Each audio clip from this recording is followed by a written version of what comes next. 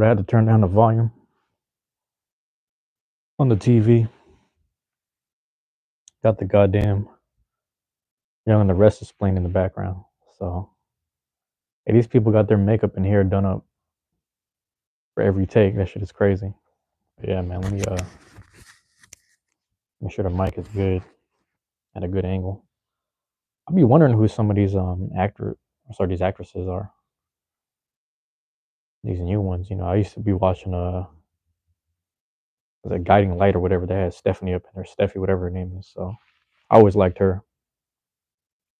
But now I'm gonna try something new. Since I'm tapping in with this new kind of random, I got stuff on the side. Tapping in with all this new stuff. Make sure my settings are good. I'm good. Hold on, let me double check my settings here. Eternal Light, good to have you here. I'm just making sure I'm seeing comments. Let me know if you can hear and see me. How good my visuals are. I can close the blinds in the back if necessary. But matter of fact, last night your name had me thinking because I remember you had Eternal Light, Eternal Darkness. It's perfect. All right.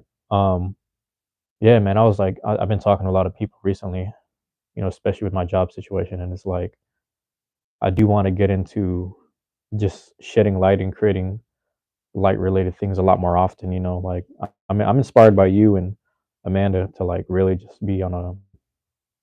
And it's hard. I'll be honest, for myself, it's really hard because I'm undoing a lot of things in life. So I'm trying to get better at just creating light related things and shedding light, spreading it in a good way. And sometimes it does come from a place of darkness. And sometimes I am surrounded by it. If I'm being honest, I'm still in the same neighborhood I grew up in, so it's not as bad as it used to be. It's gentrified, but even with that being said, it's like I don't know. I'm just trying to, what I'm saying. Like I'm trying to just keep creating, focus on myself. You know what I mean? It's like I'm not gonna try to worry about someone else's light, someone else's darkness in that regard. But yeah, it just had me thinking. I was thinking about it last night. 'Cause I think I even switched my whole. I had like a long description for my channel's description or the page description, and I was like, honestly, I think I just changed it to like creating and shedding light or creating or sharing light or something like that. I forgot exactly what it was, but something along those terms. You know what I mean? That feeling. Life is always putting up things to destroy. Yeah, and I've been very, I guess I don't want to. Yeah, I feel like distraction is a good word, but I've been kind of I don't know, man. Like distraction's a good word because I've definitely been distracted. But I will say, salam alaikum, walaikum salam. I don't know if I'm saying that right. Um, but I will say, I don't really speak Arabic or anything, so I don't know. But let me know if I said that correctly. ASF, but it's distractions, and it's just like I feel like my own habits aren't great. You know what I mean? Like my own personal habits are.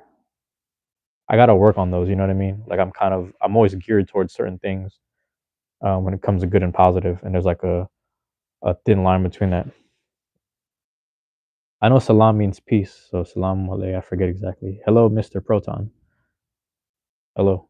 Thank you guys for dropping in, and I appreciate everyone dropping in. Just again, keep things positive. Just keep things positive. That's all it is. Just trying to keep a positive and open mindset, I guess. A lot of people come in and out the chat, so just make sure the energy and everything is good for them. Trying to keep that energy going. Paige R. Wilson. Either Paige R. Wilson. Good to have you here. Am I reading this right? Yeah. Just take it day by day. Write it down, the habits you want to work on and the habits you want to replace. Yeah, that's a good idea. That's a really good idea. Solidio Gloria 22. Okay, I'm reading that correctly. Soli Gloria. Yeah. Thank you for that. And yeah, it's an interesting I'm at an interesting point with like life and job related stuff. So yeah. Noel, hello. Nice to have you here. Thank you for dropping in. Excuse me. Daily joint. Yeah, yeah. And what's funny is like I'm actually that was my whole thing for going live every day, writing things down easily helps our subconscious. Right. Yes. Okay. Yeah. I like that. I like that. Yeah. It's interesting. Love those curtains. Oh, I'm in a God bless. Hey, God bless you too. I'm in a hotel, so these aren't my curtains. I'm just in a hotel right now. So I told myself I would go live every day since I'm out of town. I'm leaving tomorrow, so my live might end up being at night. Um, but yeah, I don't know. I wish I had my own house, but I don't. So yeah, I guess they're nice. They're nice patterns actually. I've been staring at them at night. It's like the little circles, the smaller circle and the bigger circle, and like the pattern around it. So I do like the circular patterns. I guess it's like brownish with white trim. Yeah, but no, it's I thought about this too because I'm trying to go live every day. Not necessarily stuff like this. Like I'll do like Beyblade stuff. I'll just let the stuff the blades spin and I'll test them out. Or I'll do like my little mini tournament that I have set up in my community post section. You can check that out if you're interested. But yeah, probably like every other post, every other live, I'll do like a talk like this. Usually when I go back home, I'll just be outside. I might be smoking a joint, if not a cigar, and I just chop it up. I used to smoke a cigar at the end of the work week. Um, so at the very like my last whatever would be my Friday or Thursday or Friday of my week, I would smoke a cigar that day and just kind of chop it up. So I think I did one last week before my vacation time, and yeah, it's interesting. When I get back home, I have some choices to make. Blader Z, good to have you here, man. I had to do a early one because I was like, there's the tournament's at 4 or the get-togethers at 4, so I'm just like, let me get this in now. I might go to there's like a mall like 2 blocks away. Might go over there, just walk around for a little bit before I go to the Lloyd Center. But nah, man, I just had I went to a Colombian, what is it, a food truck. It was a food truck, Colombian food truck, like 2 blocks away, called El Pilon, and I got me a dang, I forgot what it was called already. Whew, it was like a chicken sandwich with some cheese in it, basically. It was circular though, and it's the way that she baked it. And then I got these yeah, I forgot the name of everything already. I might have to look at the menu later, but if you look up the menu for El Pilon in the PDX, you'll find it. It has everything on there. It's like this round sandwich. I don't know how to explain it, dude. And then this other thing. It was like a empanada, I guess. Yes, empanada with like cheese and guava in there. So it was really good, man. Really good. But no, I kind of just doing an update. I got yeah, I'm sorry. I got Young and the Restless in the background, and it's like there's new actresses. So I don't know who these people are. I'm just checking it out. So I haven't watched this show in hell long. What happened to Victor Newman, if anyone knows? But yeah, so yeah, I think I'm just trying to do these daily. Again, like if it's not Beyblade, it'll be the Truancy hour stuff, or like I'm just taking a break from life. It's just an hour of me just really taking a break. You know, you can recommend something, but one thing that helped me get back on track is reading the Bible. Set a specific time and try to be on time, just like meeting with a friend. God loves you. Oh yeah, yeah. I don't disagree with that. I think and that's the other aspect that has been interesting in the most recent years of my life is like reaching out to certain people and talking to them about just life in general. And again, it's no slight to the Bible, but it's the simple fact that a lot of my friends weren't really Christian or biblical people. They're not really into reading it, so there's no knock to it. But it's the simple fact that because of that, we would just meet on a daily basis. So people who are actually spiritual, but not necessarily religious. So that's like most of my uh, friend and family. Well, I guess my family's more religious, but just because you know how it is, like just because you attend church doesn't make you the most religious or practicing person. So a lot of times, like what I'm trying to say is, if I'm calling and reaching out to people, people have kids and they have responsibilities and life to deal with, and I've had those issues too. So making time to meet up with each other has been kind of tough, but getting on the phone with certain people are able to like have a phone call with me for like an hour or more. It's usually with friends that are like they're either physically handicapped at the moment because they went through an accident, or they're dealing with job issues, so they're available. So I've had that, and that's the rough part. Where I'm just like, you're trying to keep certain people afloat that will bring you down, and I've historically probably brought people down before too. So that's the other scary part. That's the other scary part. Noel, let me read this. Bro, I will sub. You're the only one that actually talks with the chat. Actually, if you Noel, let me know if you're still there. I will recommend another channel that talks with the chat. And again, I'm only able to talk to the chat because I don't get a lot of traffic. You know what I mean? So relationships are one of the hardest part of life for sure. Yeah, I will. Oh, you're here. Okay. Um, Noel, if you look up Tropical Empress and Spirit, she goes pretty much live every night except Mondays and Tuesdays. She's a really good friend of ours, me and Eternal Light's friend. And I found Eternal Light through her, and she kind of just chats with everyone. Again, it's like you speak to her respectfully, and she's a very spiritual person. But yeah, solely relationships. But what I mean is like not necessarily. I don't mean like like a relationship partner, sexual partner. I don't necessarily mean that, but relationships with friends and family. Just like all abroad. So that's the excuse me. That's the tough part. Like it feels like as you get older, people grow apart, and it's tough because it's like, dude, it's like you want to stay in touch with people, you want to stay tapped in with people, but again, responsibilities, you don't want to take them away from it. You start taking people away from their responsibilities. They can't get things done. They can't pay for their necessities and things they need. But at the other hand, it's like what I'm dealing with is I'm tired of my value being this number. Um, you look her up. I have to go. Okay, cool. Yeah, yeah. Just check her out. I love her page. I try to tap in with her every night. But have a good day if you got to go, Noel. Um, but yeah, that's another person I'd recommend. But it's tough, man. There's this value system with the numbers. You know what I mean? That bothers me. It gets to me. That like the higher paying job isn't always worth it. The higher the wage isn't always worth it.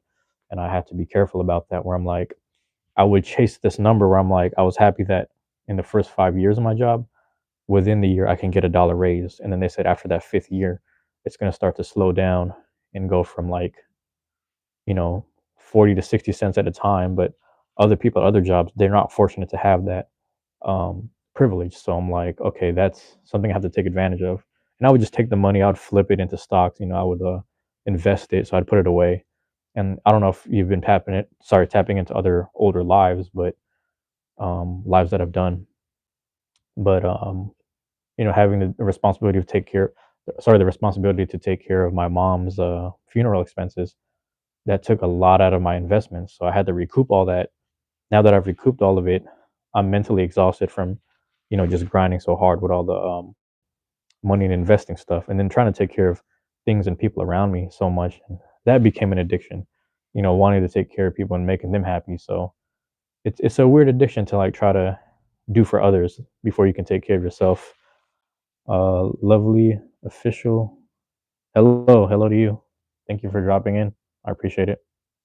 Um, but yeah, that's kind of where I'm at. Like I gotta be careful not to chase the numbers, and the numbers is like a weird. It's not the numbers aren't even solid. You know what I mean? The solid version of numbers would be the actual dollar, like the physical dollars. But most of us get a what do you call this? A direct deposit. If you work a job, you get a direct deposit, more than likely, or you get the check, and even then, you take the check to the bank and then you cash it into a you know an invisible account, an IOU account, so basically a rain check account. So, but yeah, man, that's where I'm at with it. Hold on, let me there we go. I'm back for quick. When you live stream, I'll definitely come back. Hey, man, it's no pressure. I appreciate you dropping in at all. But like I was saying, I'm only able to do this because there's so few people that come in and out, and every now and again I deal with trolls. So I appreciate that. The first 14, 15 minutes I've been nothing but positive hellos and highs, and then you guys, Noel and Soli. So yeah, thank you for dropping in. But no, man, I didn't have too much planned. I mean, I guess I'll recap. Let me think. Last time I went live was yesterday afternoonish. So because I was yesterday afternoon, I'll recap a bit. before I get into my little parables here. Um, that's what this is all about. So again, if you are here for the playback, just go ahead and if you're here for the playback, just go ahead and fast forward because I'm gonna just recap how the day is. I've been out of town, so I went to turn the light, got to run to work. You have an amazing day today. Maybe catch you later. Hey, I might see you later tonight too in the other live, but I appreciate you dropping in, Eternal. Thank you for that. And have a good time at work too. Nadia Badra, welcome back, Nadia. Good to have you back here. I remember you were here yesterday, so it's good to have you back here. Um, yeah, it's interesting. So from the last time I did the live, which was the afternoon, what did I do? I don't remember exactly where I went. I'm pretty sure I showed off the hoodie that I'm wearing now. Um, and then the hat, I took a picture of the Portland hat, the Trailblazers hat that was corduroy. So like a gray navy corduroy hat, and that was a nice purchase to have. I feel like I chilled out for a second, and then I had to head out. You said, "Do I have a phone?" Of course, I'm recording on a phone right now. I know you asked me last time, but I'm recording on a phone. What was I gonna say? I chilled out for a second before I had to head out. So that tournament was gonna be from supposedly 5 to 8. That's what they were saying. But it wasn't like a real tournament. It was just like a little get together, like a casual meetup, and it was just like a free play kind of thing.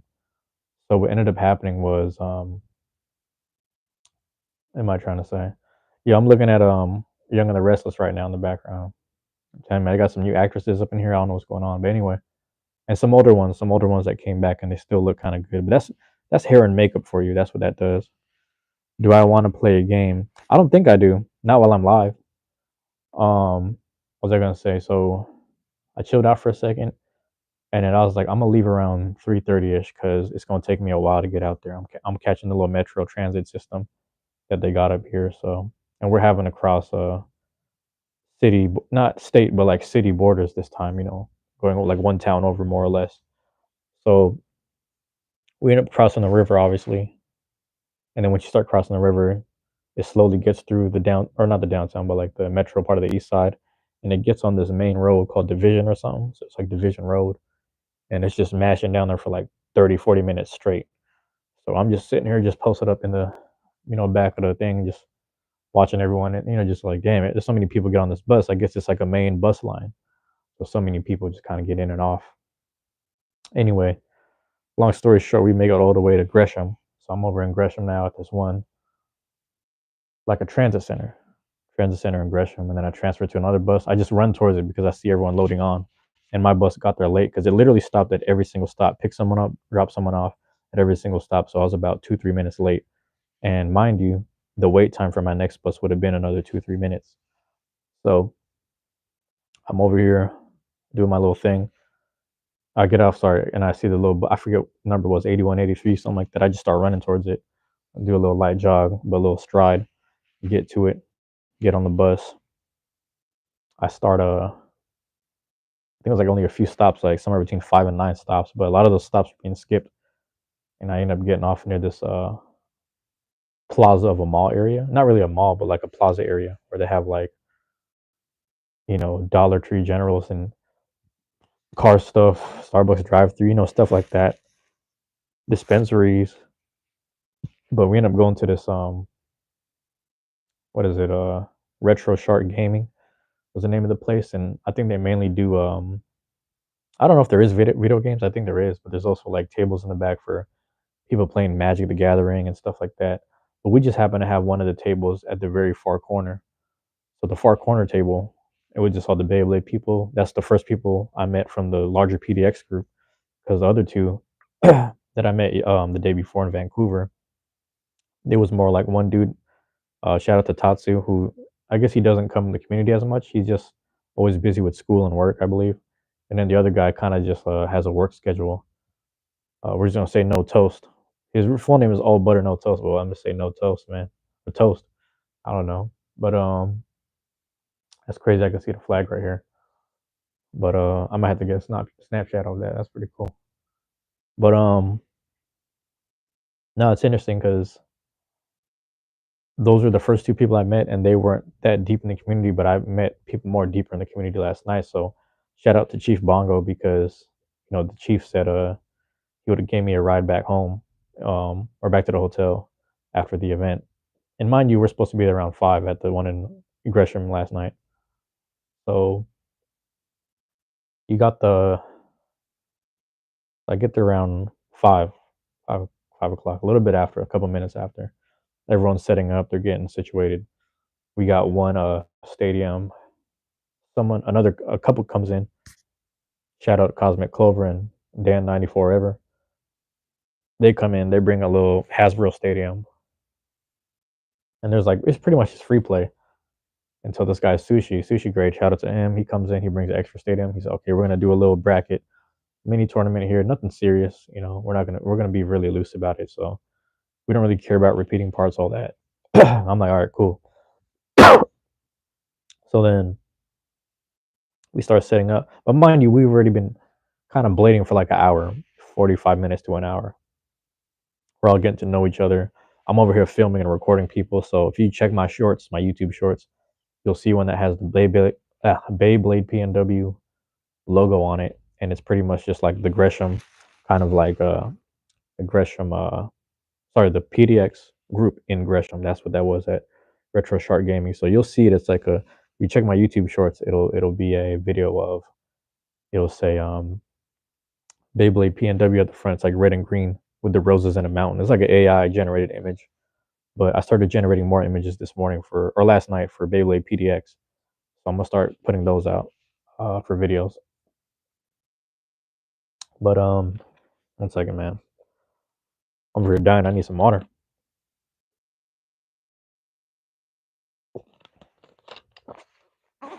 I'm dehydrated. That's the thing, man. I had hella sugar and shit today, this morning. So it's kind of affecting me when I talk. Excuse me. But yeah, it's so we started to do like maybe one round, the little mini tournament, and then we got into the second round. And then soon as we started getting into the second round, I didn't get my second match in. As soon as we get the second round, and the lady at the front, she comes around and she goes, hey, you guys are being we're getting, like, we already had 2 complaints now, noise complaints, and we're gonna have to ask you guys to leave. Sorry, like, you're gonna have to end it. So we're looking at each other like, because there's only like one main group and then maybe a second group of people, like a smaller second group of people playing cards on the side, literally like a table and a half away diagonally. But our blades are loud as shit, and they're banging against the arena, and we're cheering like, oh shit. But we're not being like loud. We're just we're doing the best we can, like we're in the library, but it's a gaming shop. And I guess 2 of those guys complained about the noise, at least 2 of them. So the lady is like, yeah, you got to stop it. So we looked at each other like, ugh. Because mind you, we got started around 5, a little after 5, right? And then a little before 7, we're asked to leave. So we're just looking at each other like, oh, okay, that sucks. But it's all right. At least we got an hour and a half in about, so we weren't too worried. 1 second. Be right back.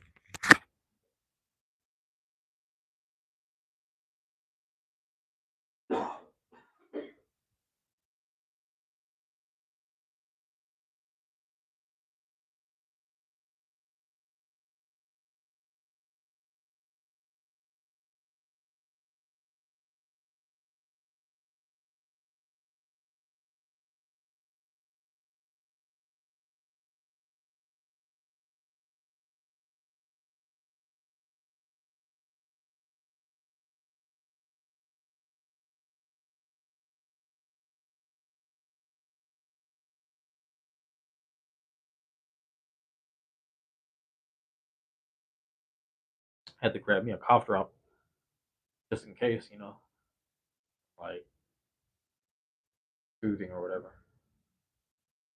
My throat. Pause.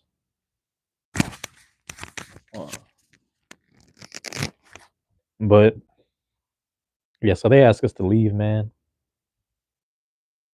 and we're just looking at each other like, so from 5 to 7, but we were allotted. And mind you, it's an impromptu. It was like an impromptu kind of thing. Excuse me. I know the stuff and everything too.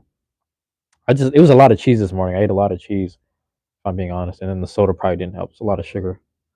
So I'm gonna have to flush my system out a bit. I'll be right back again. Hold on, man.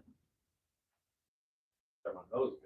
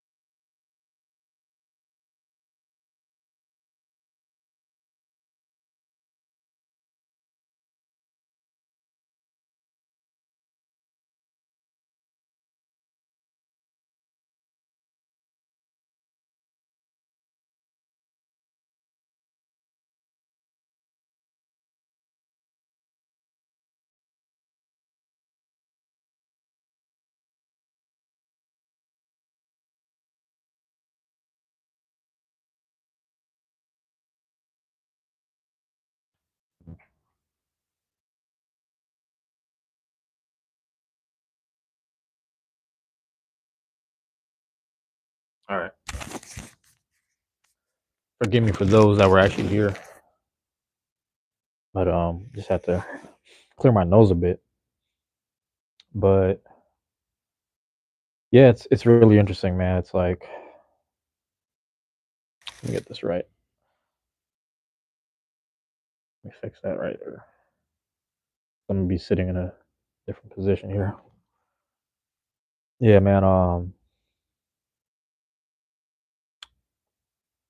We didn't get enough time to play, or at least like Sushi was running a little late. Sushi had shit to do, so when you're running on strap time like that, it's like it was an impromptu thing. I think Chief set it up, because we had an original one, or they have an original one on Wednesdays. That's kind of near this Lego store, to my understanding, and that one got canceled because they had another event that was it took precedence, to my understanding. It just, for whatever reason, that one was a priority. So they're like, okay, we're gonna have to cancel the Beyblade one for this event that's happening at this one place, this one store. So randomly, Chief is like making these calls, like, hey, can we do it here? Can we set it up there? Is that okay? Can what times can we get? They actually, a lot of them 5 to 8, 5 to 8:30, or 5 to 8:30, 5:30, and something like that. So they gave them the right time, but they just weren't expecting the amount of noise. Because again, these are Beyblades; they're loud, and when they start hitting the stadiums and hitting each other, it's loud and clanky. So yeah. So I don't know. It sucked though, because like, dang, we just really, we were just starting to heat up, but it's all right. We're gonna have one today at the Lloyd Center, so that's the good part. Is like at the Lloyd Center, you'll see, one person put up a video from last week, and it was like a highlight, 2-minute highlight of everything that went down. And I'm like, okay, this looks like something that I look forward to, so I can't wait to go to the one today. It's like a Thursday thing. Jax, what's up? Jax kid. Jax, we had an impromptu casual Beyblade meet last night over in Gresham at this gaming store, right? I don't know if you just came in, but basically what I was explaining was that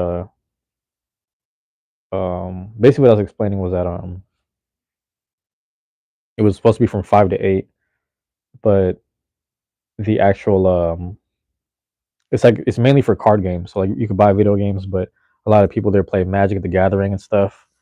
And then you guys are playing Beyblade right now? Dope, dope. But it's like a lot of the people playing cards were, I guess, complaining about us Beyblading in the back table corner because it was like noisy. So then we kind of just got kicked out basically. But they didn't say we couldn't come back, but maybe we can allot a time where we're able to be noisy back there, where people aren't playing games and aren't free playing games. card games. So we'll see, man. Like I mean, I'm not part of the group. I'm just here visiting, but we'll see if that works out for them. But yeah, man. You guys having a little tournament at your house right now? Let me know if that's what's going on. But yeah, I thought I would do my live right now in the afternoon because maybe by the time I get back tomorrow, I'll do another live. Um, then Saturday there's a tournament, and then after that there's a Sorry, I got Young and the Restless in the background. I'm just staring for a second. I don't know what I'll do Saturday because Saturday is a tournament. I don't know. I might do just a little chat at the end and just recap Beyblade related things. You know, I reserved the Truancy hour just to have an hour for myself, just to kind of like unwind and speak on things. I guess my hair's all messed up from bedhead, having bedhead. But yeah, excuse me. So yeah, right now it's Samurai Saber 960 taper versus stock drawn sword. You know I'm gonna root for the drawn sword. I've been doing, I found some interesting samurai combos recently. I don't know what to make of it. Excuse me. Can't remember what I ran on it. It was like 9 or 560 hexa for samurai. It already has those two blades that shoot out and have an interesting attack. They have an interesting pushback. So if you line up in the middle with something, you can have some push, multiple hits. But that's the chance. That's the when you think about the placements of it, it's like a what 25% chance per hit, 30% chance or something like that per hit, something like that. I forget exactly. You're using Samurai Saber, yeah. I like Drawn Sword, man. Drawn Sword helped me with my first tournament win ever, and I was like, bro, I'm gonna keep using a wild card as my third blade, and I might start bringing Shark back. I might bring back Shark. But yeah, man. Oh, we 30 minutes in. All right. So, all right, no more Beyblade related stuff. This is that's like a 30-minute recap. Also, what else was I gonna say before I get to my diamond parables here? Um, Sorry for making it this taking this long, and I might keep going. We'll see. But after that tournament, my guy Chief Bongo, shout out to you, bro. Dropped me off back at the hotel. I'm about to sit down, lay down for a second, do some video editing on my phone. Amanda had went live that night, so I just was listening to Amanda when I went back outside to go to the fucking Mac and Wings food truck. Showed up to the Mac and Wings food truck, got my bowl of macaroni. You know what I'm saying? 4 wings, Parmesan garlic. I got the shrimp scallopini or whatever you call it, macaroni, and then I got the fries with the soda. So I've been eating like a hog the past few days. So, but the dude said next time pay in cash because when you pay on the card, some of that goes to the boss, but this one you get to pay us. And I'm like, oh shit, okay. So I'm standing there, and I remember like last time it took hella long for them to prepare everything. So he was making it on the spot, the macaroni, the chicken, the everything. So it took him a while. So I was like, you know what? I said, hey, where's the ATM? So I don't know, maybe somewhere down the street. I went to the next food truck. I said, where's the ATM? He said, across the street. It's the second door. It's the shop. So I went to the shop, and the lady had the door closed because downtown Portland, you got a lot of homeless people that just be barging in places trying to rob shit, and they be having to lock the doors all the time. So the old Asian lady opens it up, and I just asked, I try to be like non-threatening type shit. I'm just like, hey, I'm just trying to find an ATM if that's okay. He's like, it's in the back. I'm like, all right, go to the back, get a 20 out, paid a little fee, $350 fee, whatever. Get it back down the street. And I just gave that guy an extra $20 tip because I'm like, hey man, that's for you. Because I didn't know. If I had known, I'd been paying you cash. I'd have found it a way. So didn't mind just taking the money out. I ain't tripping on it. Weird ass commercial. Um, but that was that. I did that. Started editing real quick. I had Amanda in the background. Started doing some quick editing. You know what I'm saying? Putting stuff together, chopping, splicing, etc. Made the little. That's why I said you check my YouTube shorts. You're gonna see that Beyblade. It says Beyblade PNW red and green. The mountain and the rose in the background. I started making Beyblade PDX ones right after that. I made a mistake, so I started making PDX ones for the upcoming Lloyd Center stuff that's about to happen today. But yeah, man, it's dope. Man, I've been working quick. You know what I'm saying? I've been doing pretty good over here. So with all the content at least. But yeah, man, enough of that. That's pretty much how that went. Morning was pretty chill. Watching that Deal or No Deal. You know what I'm saying? Get the morning right. Like I was explaining earlier, just went and got the Colombian food for breakfast. So it's a lot of sugar, man. Got the cheese and the guava in my system. So from the empanadas. It's like cheese guava empanada. So it's crazy. Even the chicken sandwich, the little chicken sandwich I had, was like circular, but that had cheese in it too. So it's just like a whole bunch of cheese, bro. And then the soda is just hella sugar. It's a lot of sugar and a lot of cheese, man. It ain't healthy, but I can feel it having an effect on me. There's like a lot of phlegm right now. It's just crazy. I'm gonna dilute this with some water in a second. But again, forgive me for rambling, man. I was just caught up speaking about how life is going and also letting the chat know what's up. But I'm gonna get into my little diamond parables. Originally, I was gonna call it district parables, but I still call the district the diamond district. A lot of it is the way it's shaped. It's the little we have square streets, but we have these streets that are slanted a certain way back home in the hood. So the slants kind of create these diamond shapes on a like actual map because it's not a box grid where I'm living. You got these weird streets that kind of end up on slants and other things cut through the slant. So it creates these diamond shaped visuals from above. But that's just the way I look at it. Some places are boxes and triangles, but you know, alleyways is baguettes. 206 is the bones because how that go. Seattle is the bones. 206 bones in the body type shit. Look that up. That's what I call it. But it's a boneyard, man. Here's my thing. When I speak on these diamond parables, I'm gonna make sure to again, I'm out of town, so I'm chopping up about other shit. But we're gonna start off right here, 37, 38 minute mark.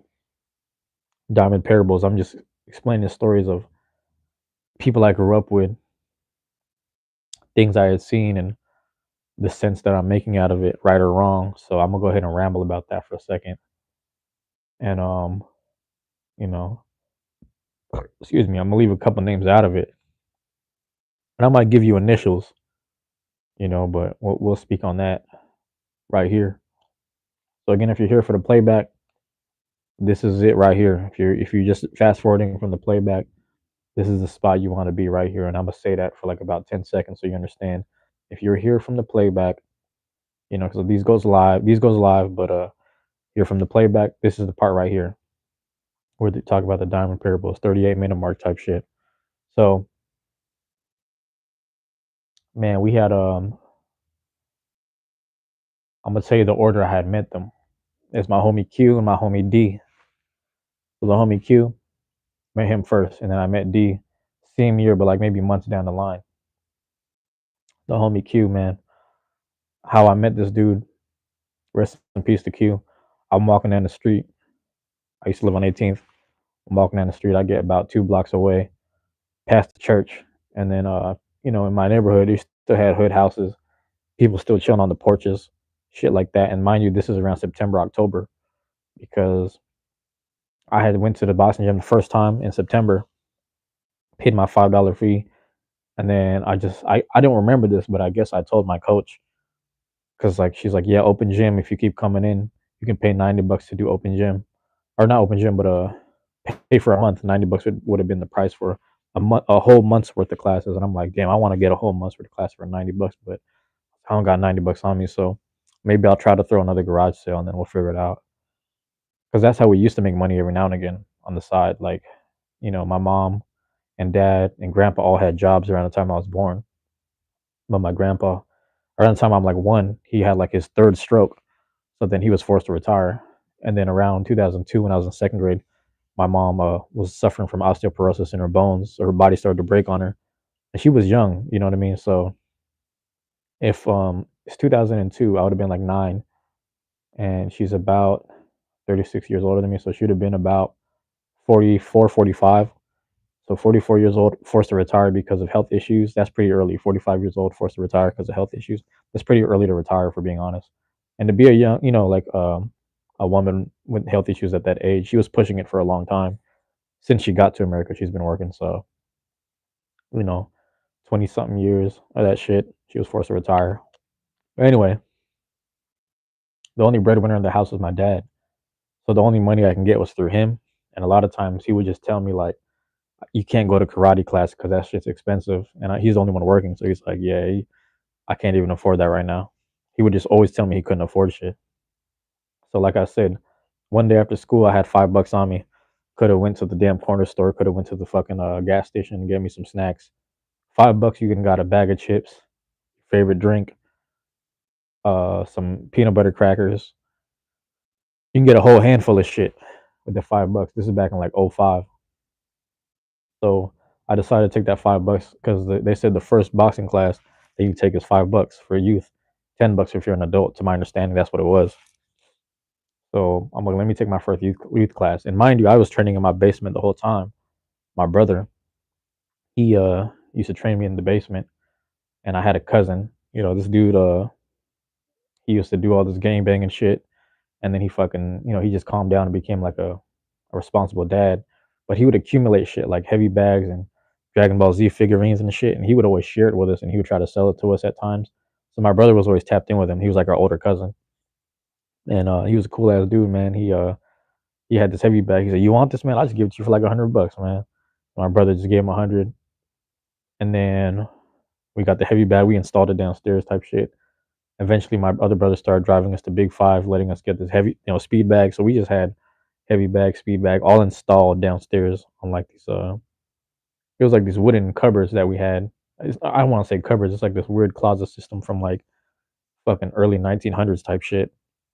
But we just, just screwed and drilled the shit in there because my grandpa had power tools. But that's beside the story. I used to train in the basement basically.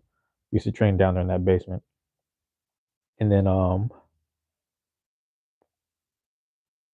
maybe like so I trained that basement from like maybe May till September. So June, July, August. So like 3, 4 months. And by September, I'm like, I think it's time to go to a real gym. Like, okay, here we are finally. Put my $5 in. My homie, he was going home after we got off the 48, which is a bus. Got off at 23rd. I said, man, because I might have had an extra dollar. So you want to take the class with me, man? Because I'm about to do this. He said, no, I'm good. I'm like, all right. So I went there, spent my little $5. I couldn't go back for like another month because I didn't have no money for extra classes. And like I said, I didn't remember this, but I told my coach, I was like, I guess I'm gonna do another garage sale. And yeah, when I make the money, I'll come back. And then I guess when you're a kid, you sign these waiver forms like before you can do the class. You have to. I couldn't do my first class one of the days, so then I had to come back the next day or the next week to get like my mom and dad to sign it. And then they gave me the $5 or $10 or whatever I had for it. And then yeah, man, it's like what was I gonna say? It's crazy, man, to think like back in those days. Like I was really just a kid. I was probably like 12 years old. Did my class. You know what I'm saying? It was cool. Also, I feel like I'm learning a bit the basics, and I'm letting my coach know. So yeah, I trained in my basement too, and then I couldn't go back for a while, so like a month. But again, you sign these waiver forms. Your phone number's on there. This is when we had landlines and shit at the house, and the name. So she calls. I get a call and it's like, "Hey, is this James?" And she goes, "Hey, we have this program that we're trying to run where it's like, people want to do the classes for free. The kids can, but they have to just do a little bit of cleaning around the gym." I'm like, all right. So the deal was every Sunday morning I would just go down there, help clean the gym, help do that shit. I'd clean the gym, I'll take care of things. I'd clean the gloves, I would clean the floors, sometimes the bathroom. It's just we would go in a rotation. The mirrors, I would sweep a bit, and I'd get better and efficient at it. And I would learn to, you learn to love doing the things you hate. You know what I'm saying? On some Mike Tyson shit. Mike Tyson's trainer and his coach used to say the same thing to him. He's like, the things you hate to do, you learn to love it. Taking out the trash, doing the dishes, and you make these chores your training. So you hate doing this, you hate running, go run. Get that in, put that work in, because it's gonna pay off later on. You hate taking these punches, learn to roll with it, learn to absorb them a little better, learn to block them. You're gonna start getting better at it. You're gonna get better at absorbing it. Learn how to slip your head then, make things more efficient for you. You know what I'm saying? Start to think smarter and not harder if you're a harder working person, that is. So basically, I started really, you know, hammering down on my discipline. So maybe like a month in. So, you can imagine either it's end of September or beginning of October, I really started going consistently. I would clean the gym every Sunday and just be locked in. And then I would train 4 or 5 days a week. My other cousin, she had a job opportunity working at some this workout center, this workout facility downtown. So she's like, if you guys want to, you can come to my gym and work out till closing time. And I'll be here. So me and my brother would just go there because back then the bus fare was 50 cents. So you can imagine 50 cents back and forth. You know what I'm saying? Just go downtown and then this is what I would do. I'd do my youth class from like 4 to 5, and then maybe close to like 6 or 7. So around 6 or 7, and then up until 10 to 11 at night, we would just be in the other gym place doing treadmill, bike stuff, lifting weights, pretty much doing 2 a days, but kind of 3 days because if I worked, sorry, not work, if I went to school, then I was doing 3 days because I'd have gym class and recess in middle school, and we would just hoop around, run around, and stupid shit. So we were doing that. Um, that's hella weird. My whole thing was this. um, I'm going to the gym one day. I'm walking. I'm walking down the street. Rest in peace, my guy Q. He hops off this porch and he starts walking up to me, and he goes, where you from?" But it's the way he said, it's some West Coast shit. "Where you from?" That's the way, that's how it is over here. So he goes, he asked me that shit. I'm looking at him, I said, "I'm from over here." Because I literally live down the street. "Where you from?" He said, "Nah, I'm saying like, where you from?" I was, "I'm from here. That's my hood. Like I'm from this hood. Like I'm not claiming nothing, but I claim this, but I'm from here." And I didn't know if he was asking me something specific. And he said, "Man, I never seen you around here." When I grew up here my whole fucking life, he's just over here trying to press me on some bullshit. "I never seen you around here, man. If you don't give me what's in them bags," and I have my duffel bag with me, "if you don't give me what's in the bags, I'm gonna have to get the squad on you." And I said, "The squad?" So I look at the porch that he hopped off at. I seen all these girls laughing, giggling, and braiding each other's hair. So I said, "The squad?" I started laughing and I walked away. I was like, "All right, get the squad." So I started walking. I made it all the way to the gym. I didn't even look back. I was like, go ahead, motherfucker, try something. Every now and again, I'd see him at school. I see him out on the street, and he'd be like, "Man, where are you going?" I was like, "Bro, I'm going to the gym. I be going to the gym, man. Just come with me. Just come down and you'll see for yourself." And part of me is like, all right, if you come down to the gym, he gonna see I ain't playing around. I don't want to have to show you, but I'm gonna show you that I ain't playing around. Like I really do this year. I've been training a couple months now. So he came in, he got impressed. He was like, "Damn, you be doing the mitts like this?" I'm like, "Yeah, that's what we do over here." So he's getting hype. I said, "Bro, just come in too, man. Just start cleaning the gym with us." So me and him got tight. Me and Q got tight. I was like, "Man, come on, just come to the gym with me every day.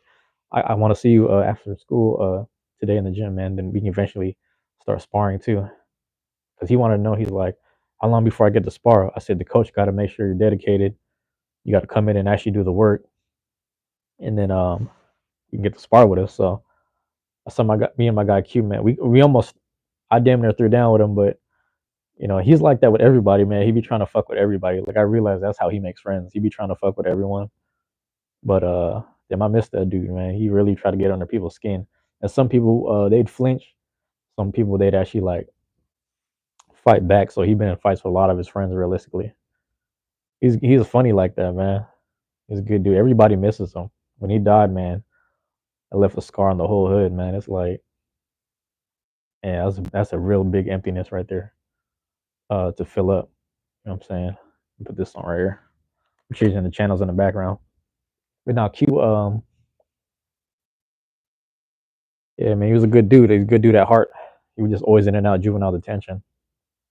So sometimes we would see him, sometimes we wouldn't. And then in the gym class, this dude,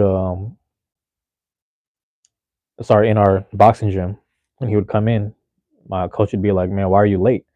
Are you owe me like It's like it'd always be different, like 4 or 5 rounds of jump rope. Normally we do about 2 or 3, but he would have to do like 4 or 5 because he'd be late. 4 or 5 rounds runs you about 15, 20 minutes, because you got 33-minute rounds, 30-second rest. So he was be sitting there trying to jump rope and he'd be getting tired. He's like, James, I'm over here winded, bro. I was like, what's going on? You just got to keep trying. You got to keep training, man. Just keep pushing it. He said, nah, man. I be smoking too many blunts. And then she'd be making me jump rope. And I was like, why are you smoking blunts? What are you smoking blunts and blacks for? He said, I just be smoking. Mind you, we're both like 12, 13 years old. This motherfucker's smoking early. Man. So that was Q, man. That's who he was. He'd be in and out the system. Sometimes we see him at school. Sometimes we wouldn't. I'll see him in gym class at school because we had the same gym class period. I think it was like fourth or fifth period. I was like, hey, man, come to the gym with me after school, man.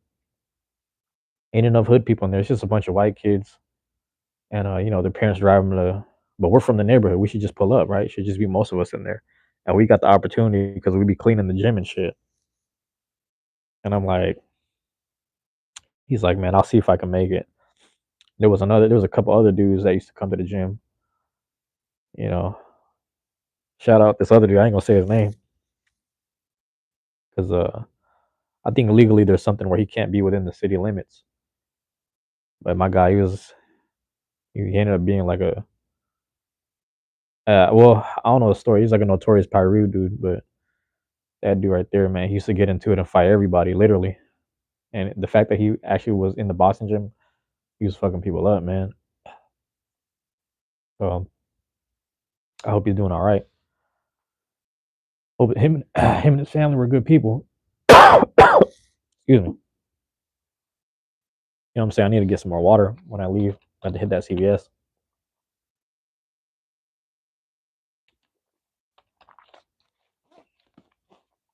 You know what I'm saying? Get back to CVS and crack a whoop de wop. Hold on, let me blow my nose too. I got a little phlegm.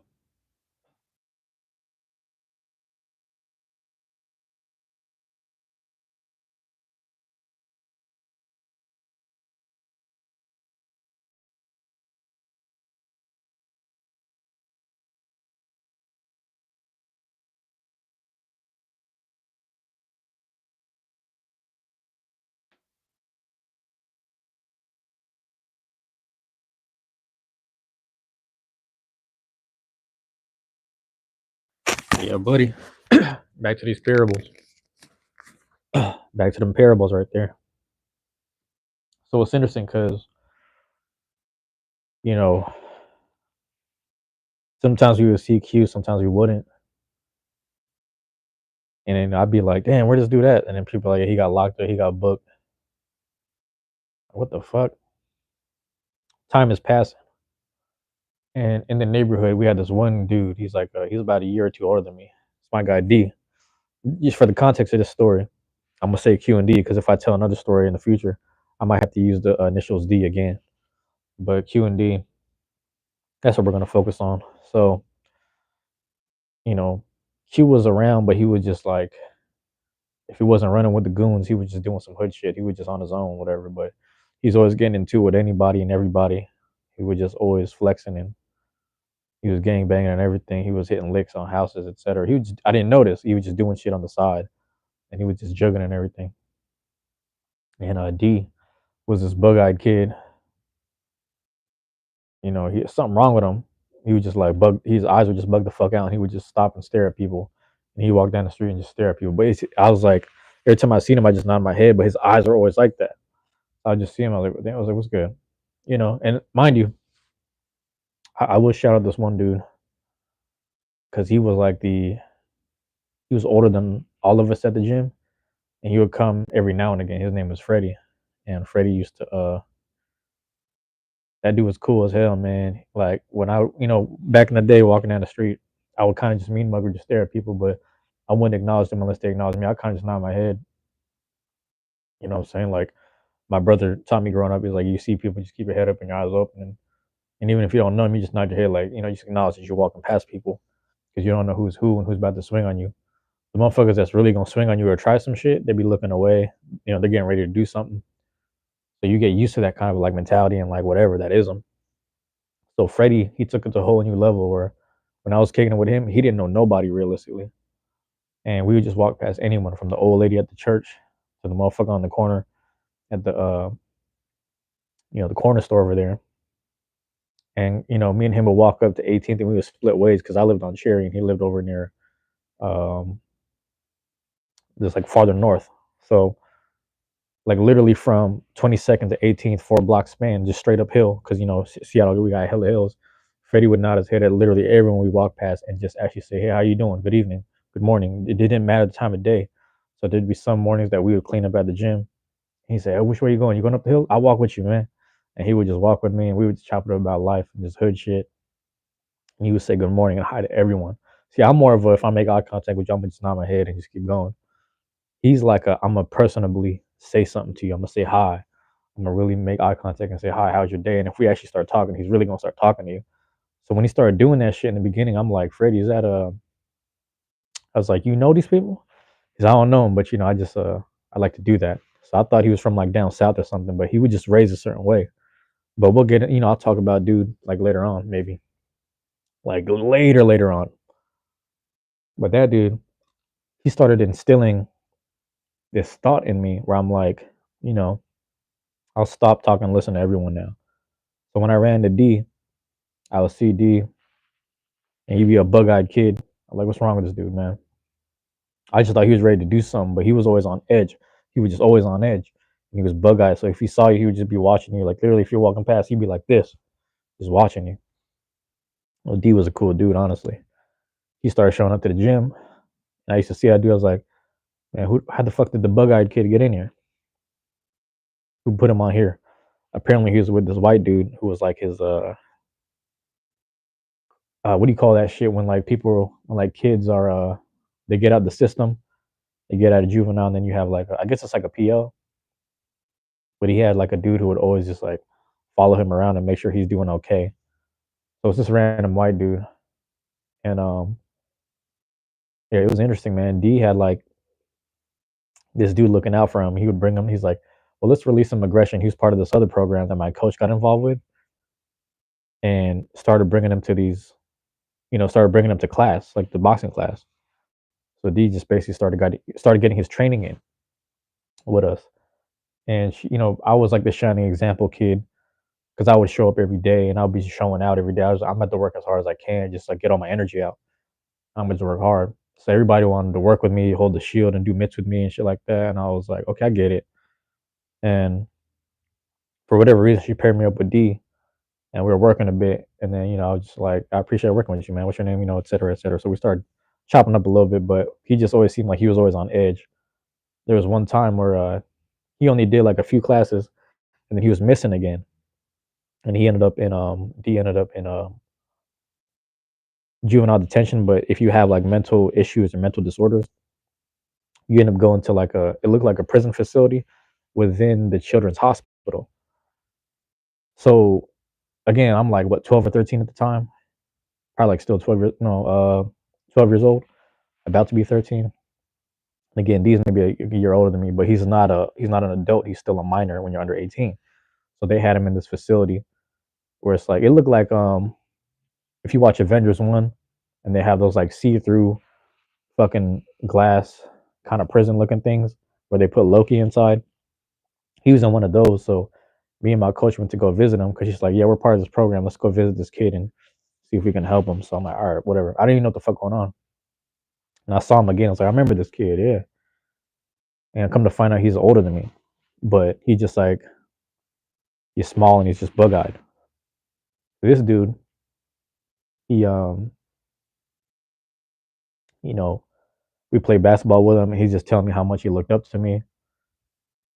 I'm confused because I'm like, man, we ain't never had no conversation. We just never held a conversation. But he's like, yeah, I looked up to you, man. Like, you inspire me. Like, you just show up every day and you put work in. And I was like, I mean, that's I'm just trying to get better and I want to be able to compete. So people started getting inspired around me, which I didn't understand at the time, which is really cool. And it's funny because I go there, damn near everything I do has become contagious. I don't know what that is. I don't know what it is. But anyway, So we're at the 60-minute mark. Let me plug this in. He eventually gets out. Here we go. This dude eventually gets out of the little detention center stuff. But the story goes, there we go. The story goes that I guess before he actually officially got out, he was always breaking out. So when he was in actual juvenile detention, he'd find a way to break out and he would make it all the way back home. And then when it came down to what's the other one? Like the one at the hospital, he'd find a way to break out the hospital and he'd make it all the way home. So he had a good, like, he was a brilliant kid, you know. I just always wondered if, like, I didn't, again, not to be politically incorrect, but I wasn't sure if he was retarded or on the spectrum. I just didn't know. But we knew he was a brilliant kid because he'd be able to break out the fucking detention center, the hospital every single time. He did it like 3, 4 times. And we'd be like, how was he good at this? But he's always good at, in boxing, it started to translate because he started to figure out how to, whatever. So he figure out how to maneuver. He's a little dude, so he figure out how to maneuver people against people. Man, this dude, I guess like one day me and him, we get kind of close. So coach is over here. Like, yeah, just spend some time with him, keep him out of trouble. I went to his house. I met his grandma. Grandma's like, in the beginning, you know how it is. Like in the hood, it's like, we don't know who he is. Keep him outside until we could bring him in the house. Everyone starts vouching for me. He's a good kid, man. He dude just be in the gym. He mind his fucking business. He be respectful and everything. So then grandma's like, Junior, you can come in the house. So I start coming in the house, and she's like, no, you address me as grandma. Don't worry about calling me, Miss so. I'm not gonna give her away her name. I'm gonna talk about her later. I'm gonna tell her story later. But he said, don't worry about that. Just you know, um, yeah. So man, I hope grandma doing all right. She's like, just call me grandma. And then Dia's like, yeah, just call her grandma. I'm like, all right. Grandpa was chilling too, and then D's brothers were like these big, they were these swole motherfuckers that would just be outside, and them dudes used to be like, I'm gonna tell them their story later too. Them dudes would be like, yeah, man, you guys still going to the gym, still boxing? Yeah, stay on top of that shit, stay doing that. You still in school? Yep, stay in school. They'd always tell me to stay out of trouble, and these dudes was out in the street like that. So what ended up happening was me and D would kick him more often, and I'd tell him, he's like, what do you do after the gym? I said I go to the library sometimes, and then if I have time, I'll go home. And if me and my brother were like train or like something like that, we would just be doing shit. And some days, me and D would go to the library. Because I ain't got no bus for us, so I just walk all the way to downtown and back. He said, "That's what you do." So me and him, we would just walk all the way to the library, come all the way back. You know what I'm saying? We do that a lot, and there'd be times we keep walking up, that main street where everything be cracking. Walking up that street, we'd be running into people. You know what I'm saying? One time we ran into Q. So D and Q ran into each other. Now, before I get into that, the days I used to kick it with Q after the gym, he had some other little homies with him.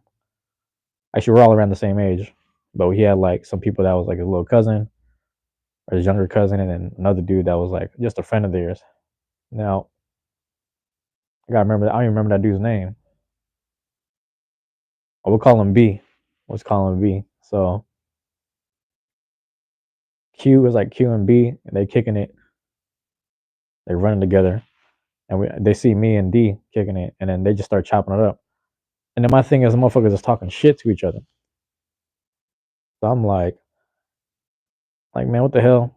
Because I guess D was false claiming that whole time. If you know about false claiming, you know what it is. My guy was just false claiming. To my understanding, I guess he really was, man. He really was just false claiming, which is, it's a foul thing to do. Because the thing is, if you claim in a hood or you claim in a set, and then you're really not from that, you got to stand on it. Because the thing is, if you over here going to different hoods and starting beef, and you tripping on people, but you represent a set, and you're really not from there, you're giving that place a bad name. And they can sit there and tell you when they really, because when real G's get together, they explain to you like, hey man, we don't know that fool. Your beef is with him, but he's misrepresenting us. That's how that story goes. But anyway, D was like false claiming and shit. And I was like, listen, man, if y'all go head up, man, just make sure it's a 1-on-1. I ain't gonna let it go if you guys try to jump the dude. He's like, all right, we ain't gonna jump him. But listen, man, you can't keep doing that shit. They were just flexing on him and everything. So they're telling this story. And like I said, D is a bug-eyed kid. He's always on edge. Q starts talking shit. He's like, yeah, I remember back in the day. He said, who used to whip your ass all the time? It was me. So Q was telling D, he's like, I used to whip your ass all the time, right? And then D just looked down, like, yeah, he did. And then he starts explaining the story. He said, yeah, I used to whip his ass, and then I'd have him in the bushes, the little thorn bushes, and I'd stomp on his head. And I was like, what, man, that's foul, man. He already down. In my mind, I'm like, he's already down. But again, they're telling the stories about back when they were kids. But that's what he used to do, apparently. He used to just sit there, whoop on D, stomp his head out in the bushes, the little thorns and shit, which is foul. It's actually foul. It's fucked up.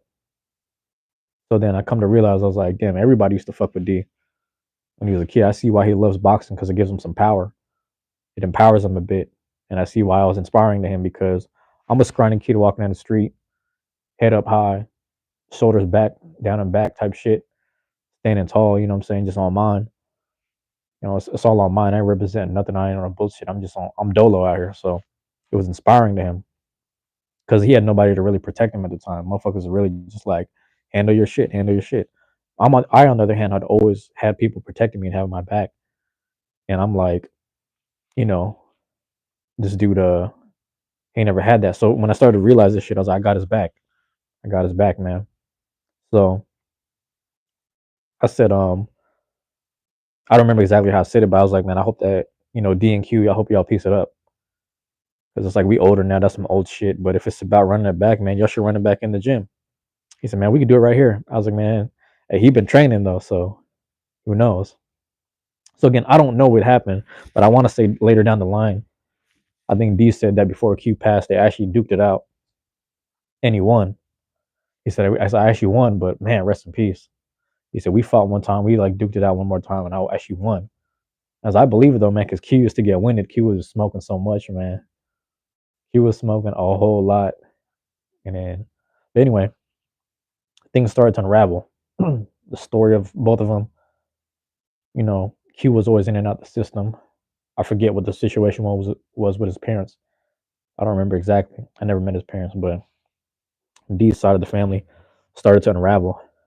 Q, sorry, my coach, excuse me about that. My coach was telling me, he was like, D, his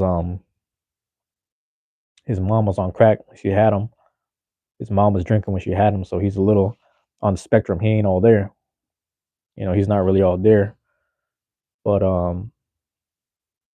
that's why he's like that. He has a hard time processing things, recognizing things, remembering people. His memorization isn't always there, but his muscle memory is there, and we know his brilliance is there, because if you're able to break out of a detention center and like a health facility 3 to 4 times, every time you get booked, it's just like, bro, you good. You have some brilliance to you. You have some natural instinct. You have something to you that can't be measured by school testing and scholastics. IQ related shit. He can't do this stupid structural stuff. But he was a brilliant person. But come to find out, D had a crack mom and all that shit. His system wasn't really there. His brain wasn't there. It was underdeveloped. He came out the womb fucked up. You know what I mean? So he was naturally going to be bug-eyed and jittery. And what made it worse was that because he was bug-eyed and jittery, people just fucked with him and they jumped him and they attacked him every fucking day. This is like down the street from the house I grew up in. Like I said, in my house, they made sure I wasn't going too far from the block. And even when I was walking around, people was protecting me as a kid. He didn't have that. So he been learning how to fend for himself and just be on his toes his whole fucking life. You know, it just so happened in that childhood era, kids are cruel to each other. Kids are cruel to each other. What makes it worse is that when you're a kid, you don't know no better. People ain't showing you no better. So Q and all these other boys, they would jump on him and shit. And the other kid B, he would be out there too. But I don't know how much he was in the story. Now B had another interesting story, because B, I got to know him. B as in, uh, I'm fucking like basketball. B. There's B and then there's D. So hopefully I'm pronouncing those right. and you're hearing me correctly. But B had another interesting story. Where, like when I met him, he just seemed like a chill dude. He was cool. He was just always getting in trouble, but he was showing out for his friends and his family and shit like that. But B had an interesting situation because I remember one time we didn't see him for a while. Come to find out, he went to juvenile. He got booked in juvenile because he beat up his mom. So I'm like, what the fuck? Because like everyone feels that way, you know. If you grow up in the hood, like most of everyone's moms, they get under your skin, they piss you off. Like my mom used to do that shit to me all the time. My mom used to really fuck me up. And when I was this is before I was 4 years old, my mom used to fuck me up and throw me in this closet type shit. And then she'd keep me in there until it was time for lunch, dinner, wherever it was. So what I started thinking was like, damn, B's kind of fucked up in the head. Why would you do that to your mom? How could you do that? I didn't really understand. So B ended up getting booked for a while. He comes back out, and every time he gets out, you know, it's no shame or no offense to him. He just seemed a little fruitier, you know. That's later down the line. I remember one time, in middle school, I'm walking down the street. Now we're going back to D. One time, you know, I always had this iPod. My dad bought me this iPod with his income tax money, and he wanted to make sure that I had like some music and stuff. So he's like, "Yeah, man, I got you and your brother iPods. So we each got iPods." And we started loading up hella music on it, hella gigs. I'm walking down the street with it. Every now and again, I let D listen to it. He listed an iPod. We're walking down the street. He's with B and these other females. They hand it to them. You know, long story short, they're walking off with it, and then he's like, "Hey, they're walking off with your shit." That's what B says. So I'm like, "Hey, what? That's my stuff." You know, I know D let you listen to it, but he's like, um, "No, this ain't yours." He's like, "If there's still a problem, I'm gonna call them dudes down the street to come up here, and it's gonna be a problem." I was like, "Hey, man, I don't want no problems, but that's my stuff." So then I'm telling D like, "Bro, you handed my shit over to her. I knew I said it was okay, but I know they're gonna walk off with my shit." So then he was like, "I was like, you got to get that shit back." And then he starts instigating a little bit, like, because they walk off with my shit. So then he's like, "Damn, I guess we got to come up with the money to do this." And I'm naive at the time. I didn't really think about shit. And also, you got to mind you, I put my trust into D.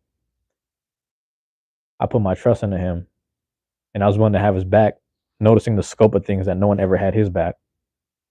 You understand? Like I was willing to fight for him, stick up for him. People tried to jump him, but it's like something didn't seem right at the time. Something just felt off. Like I couldn't really sense it past my own greater judgment, or like I wanted to trust D because like I would assume that if you're someone that went through that shit, all that type of shit, that you would understand when someone's actually going to sit there and protect you for once. But that's a whole nother psychological thing. So that whole day we're like scrambling around and I'm like trying to find money at the house. There's ain't nothing there. And he's like with me, and that's my guy. And we're going around. What makes it worse, man, because we don't like dealing with cops at all. What makes it worse, we get to this point where it's like later in the day. He's like, "Damn, I guess we don't got the money." And I'm like, "I ain't got no money, bro. I'm telling you, like I'm broke like that." People be giving me shit, but they don't give me money. That's the difference. That's why I want a job. I wanted my own job early because I want to make my own money. Because my dad's the only breadwinner. He's doing a lot of that shit by himself. Like I said, there used to be these trailer trucks parked in the hood, you know, and it was basically these cops inside these trailer big old trailer trucks, whatever you call them, like these little shipping container size things, and they'd be in there. We're walking up the street. Man, this motherfucker D says, "Hold on." I said, "What?" He said, "Hold on." He walks up to the cop trailer truck, starts knocking on it. Door opens up. Two cops come out, and then they start laughing. They look at each other like, "What's going on, D? You got something for us?"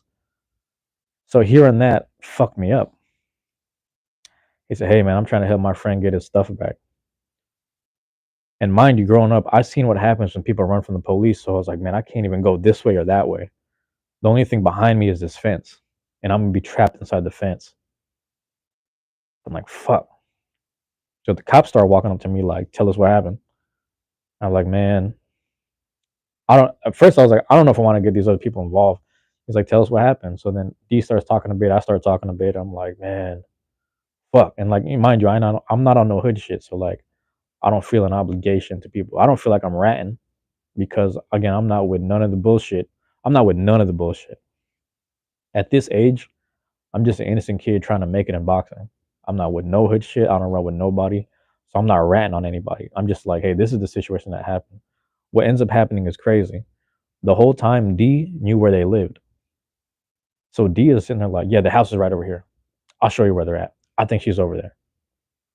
So it's weird because at first it felt like he was setting me up to get robbed for my shit, but then now he's bringing the cops to their house. So I don't know what his angle is. He's setting everyone up, and I'm still trying to process the fact that these two cops knew him.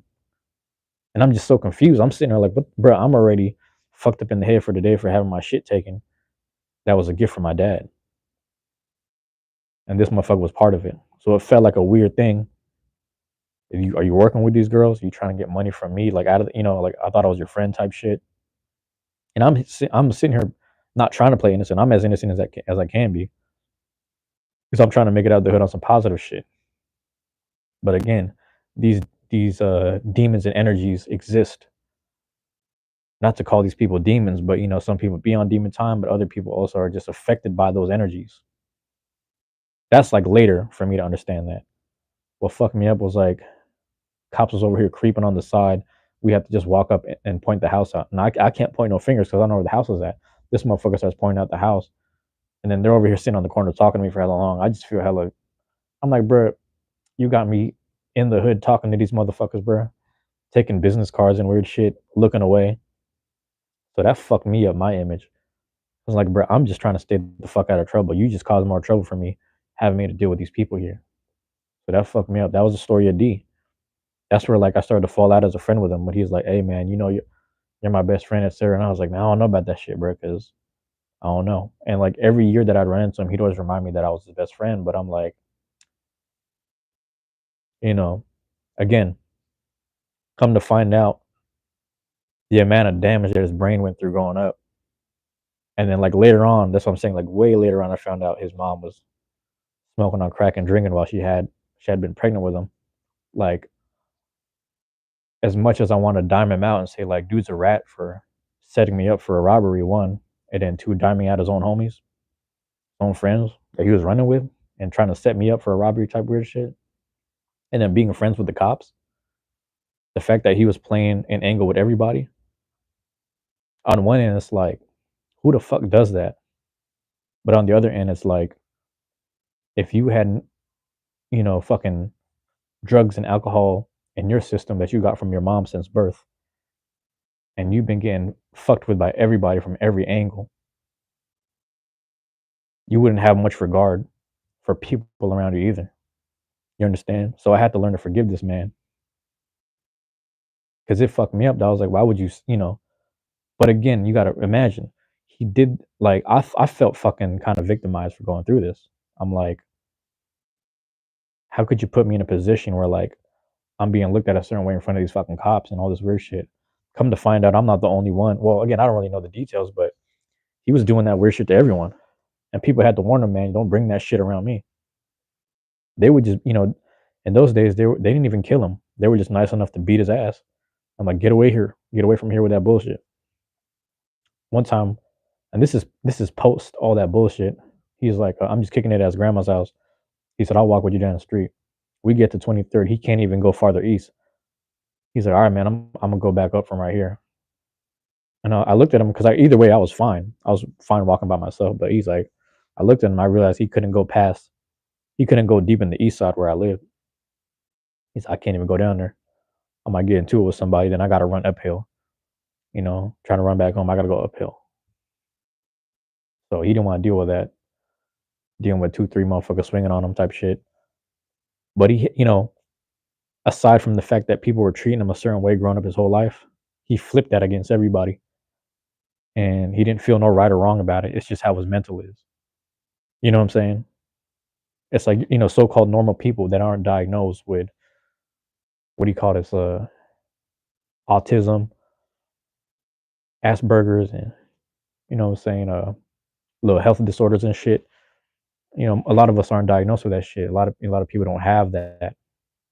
So the simple fact that he had all them fucking drugs in his system since birth from his mom, and it affected his physical. It affected his physical appearance and the way he functions, his cognitive skills, and he used to get beat up for it just for being different, just for being what they would call retarded. So that's what I'm saying. I had to learn to forgive him because that shit scarred me a little bit. I was sitting there like, come on, dog. After you tell me all these stories, I'm willing to stand up for you. I want you to get your fair ones, but know that I'm here behind you if people try to jump in. And then he treated me that way. He allowed me to get robbed like that for a gift that I had no control of buying. And then he dimed out the motherfuckers to the cops, and he was friends with the two police officers that knew him by name and last name, because he'd been in and out the system, but he had no issue telling on people that screwed him over his whole life. So I started to learn to forgive him, but that took time. It took time. Even as I'm saying it out loud, I'm still learning to forgive him. But I hope he gets a lot of help he needs, man. He don't live in the city no more. God bless, because some days, especially in our age now, like now that everyone's older, some people are still mad enough to just want to kill someone or have a reason to do it, and that's unfortunate. That's very unfortunate, but he would have been made the excuse, But I try to stay away from him because as hard as he's trying to be a better person or decent at life, he just be caught up in so much shit. And he ain't. I heard he ain't doing too much better, but he doing all right. But he kind of still fluctuates. Excuse me. 1 second, I'll be right back.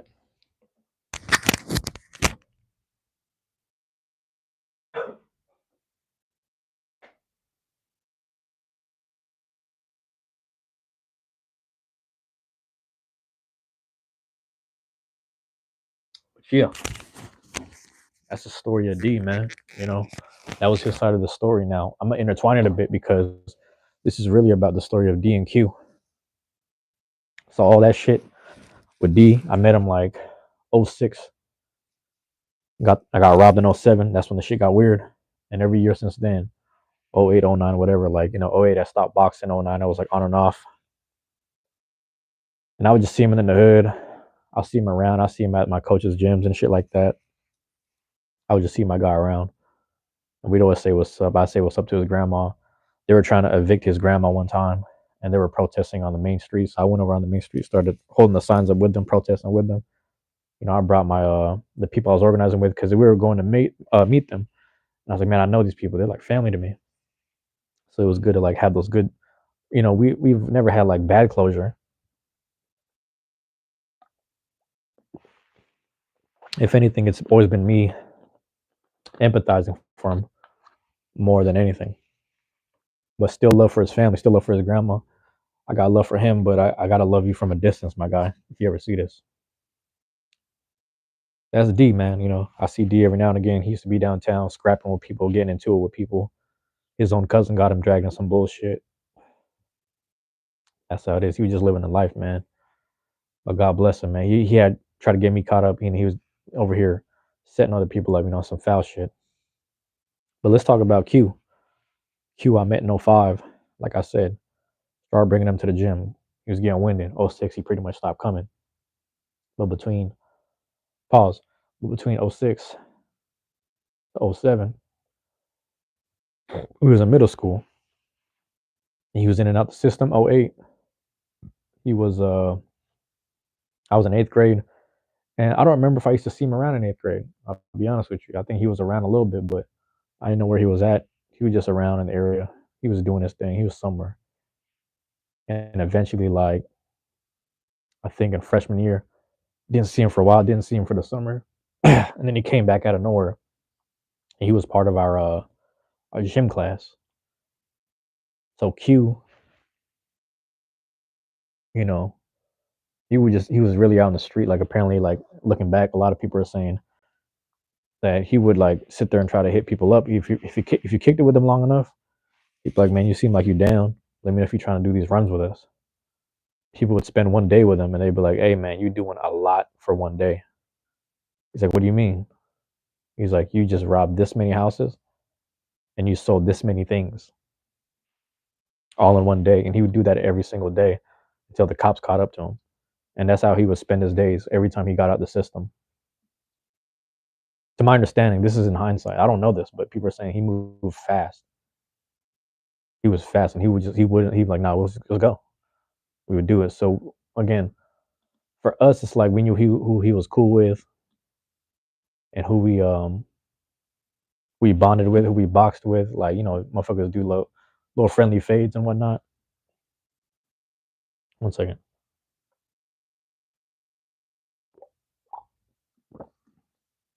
So we knew all that, but what ended up happening was, what was I gonna say? Fuck, what am I trying to say? He came back to school freshman year, so we're all in high school now, and he was in there. I don't know if they had him in the same grade because I always thought he was a grade above me, but he probably put us in the same grade as us because when you miss so much time in school, they hold you back a grade. So I think they held him back a grade, and he was in gym class with us, and for our freshmen, with our freshmen, I should say, he was pretty much paired with us. My guy, was hella athletic. We had this, like, it was damn near 10 feet, 9.5, 10 feet. It was like an exit sign that we had next to the boys' locker room. This dude jumped up, smacked the shit out of it. I'm like, how the fuck did he get up there? And mind you, at the time, he's like 5'7", 5'8". He's like, you think I could smack that? He just went, poof, and then the whole fucking exit sign, the front plate just smacked, flew down the fucking thing, and we're like, oh shit. I was like, man, just put it right here. Just say it fell down. I was like, all right. We're just acting like shit ain't happened. We're all standing there lined up because they had this protocol thing where they don't leave the men's locker unlocked, just in case people got a strap in their locker or their backpack, and people just come through at any time, grab it, and then just let off. So they lock it in between, so motherfuckers can't come back to the locker room. Also, it forced kids to just participate in the sports. That's the other side of it. So we're just standing out there in line, and then, mind you, this is '08. Me and Q met back in '05. We were boxing and training back in '05. He said, "Man, y'all know Junior?" Because we're in a whole new school now. Because me and him, we went to middle school together. He said, "Man, don't fuck with Junior, man. This motherfucker boxing." I was like, "Don't tell him that shit. Don't tell him that shit. No, I don't want you promoting." Because my thing is, I don't walk around acting like I can fight people. I don't doubt none of my opponents. I don't care how big or small they are. I treat them all fairly. So when he started saying that shit, he said, "No, I'm telling you, don't fuck with him." And I'm like, "Nah, don't. Let's not do that, man. I don't want to promote boxing or fighting like that. I love the sport and the art for what it is. I'm one of those." So we had all these gym classes with Q. We had all these gym classes. And this is the start of school year. This is September, start of the school year. 08, 2008. Next month starts rolling in, and then there's Halloween Day. So it's Halloween Day, 2008, and like because it's Halloween Day, I think I went and did. I could be wrong. It was either that day or like sometime later that week.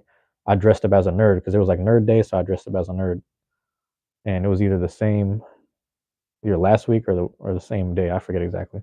I had this nerd look. I had like these like really high jeans. I had these glasses I would wear and like a Mega Man T-shirt and just walk around and do like Nerd Day. But anyway, Halloween came around. I remember walking down the street, walked past Nova, started seeing all these girls dressed up. There was one girl this was a white girl that I guess everyone didn't like at Nova, but she was dressed up real nicely. She had these high heels on and shit. And this is like high school days type shit. I'm like, damn, man, who are these girls at these school? The school's like right across the street, and then we had the girls at our school. There, this one girl, I forget her name, but she was dressed as a French maid, and this is like high school, bro. So don't take it the wrong way. We're all in high school. I was like 14 at the time. 2008, I'd have been like 14, 15. Wait, I'd been 15, 2008. So it's Halloween night. Now, I forget exactly where I was. I know I was with my guy, mother friend. I used to be real close with, and we're walking down the street. We're walking on the side of the school of 23rd, and I was like, let's turn the corner right here, man. Let's see who's who, where's where, type shit. Who's where, whatever. Turn the corner. We're on the side of the football field, and there's a lot of events going on Halloween night. Actually, they were doing like a little play, like a recital at the at the event center. Like they have like a little thing for plays over there. So I'm over here. I turn the corner, and we start hearing. Before we start turning the corner to go down 24th and just hit the cut before we go to my homie's house who lives down the street, like down the hill. We're at the corner near the fucking football field, and we start hearing this popping noise. So we hear all this popping. We hear all this commotion. And I'm thinking people just playing around with fireworks or something. Again, it's Halloween, but I don't know. It's the hood. I don't know how to verify if it's gunshots. My homie said, "Yeah, I think somebody's shooting." I said, "Man, that might be fireworks. It seemed kind of far away." But if it is guns, man, that's fucked up. I hope it ain't no guns. People just playing around sometimes, just shooting the gun. And gunshots would be damn near every night throughout the summer, but this is October, so sometimes it slowed down. But anyway, we cut the corner, we start going down the hill, you know, we start going. On the way down, we just go to the homie's house. Halloween night, we spend time with him. We just playing video games at the house. We just chilling, a couple hours. Like, all right, let's head home. Because me and my other friend, we lived, diagonally the other way. I lived on 26, but me and my friend, we walk a halfway point. So we're just walking down. We're mobbing. We leave the homie's house. We're going. And then you hear a few fools just walking down the street trick or treating. Like, man, where you from? Where's this? All this goofy ass shit. Who is that? Asking all these questions. And we're just walking. We see this white dude that we know from the hood. He's on his bike. He roll up on us. Hella fast. He's like, hey, Q just got killed. We like, our Q? Everybody, the Q that everybody know? Like, Q just got killed, man. He just got shot up by the school. So me and the homie look at each other like, what the fuck? Because like, we were like, man, we just heard that shit. We just heard I thought it was fireworks. My friend was right. He's like, yeah, I was right, man. That was. He said, yeah, man. I hate that I'm right, but those were gunshots. So we found out. So then, like, everybody who was in that neighborhood was asking who we were and where we from and all that shit. They're trying to check who's who. They want to know who was who. Make sure, because I guess the whole time we were at the homie's house playing video games, kicking it. Because we on some nerd shit. We just from the hood, but we on some nerd shit. Realistically, we on some like positive shit. Realistically, but we stay the fuck out the way. We don't be in the trenches on some bullshit. We be in the trenches, but we don't be on no bullshit. If that makes sense. You know what I'm saying? That like you can't escape the trenches sometimes. Like there's certain streets where it's like it'll just pop off at any given time. So you just be in the trenches. But that don't mean you have to be on the bullshit that they on. Motherfuckers want to make you feel away because you're not doing what they're doing. But it's like, bro, you can say that all you want, but a lot of y'all ain't gonna last. Some of y'all gonna crack. Some of y'all gonna do time one time and then not want to do this again. Some of y'all gonna rat. And some of you might end up getting shot because y'all ain't that sharp walking around here. So that's that mentality too is also like, what the fuck happened to him? Because if anyone's on point and if anyone got friends and homies, it's Q. Q had, you know what I'm saying? Man, to this day, like I still talk to people who knew him. To this day, I meet new people who knew him. He knew everybody. Everybody knew him. Everybody got a story.